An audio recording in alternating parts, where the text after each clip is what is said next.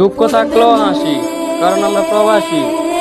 আর আমাদের শরীর খারাপ হলেও আমাদেরকে কাজ করতে হয়, যেমন বৃষ্টির দিনে রোদ হয়।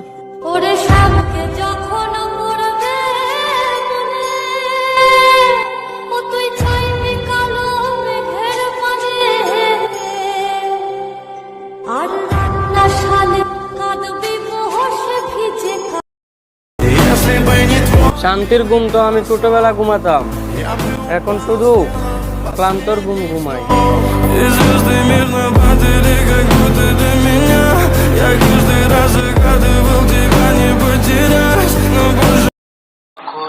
আমার মতন খারাপ ছেলে কারো জীবনে না আসুক, কারণ আমি চাই না কারো জীবন নষ্ট হোক।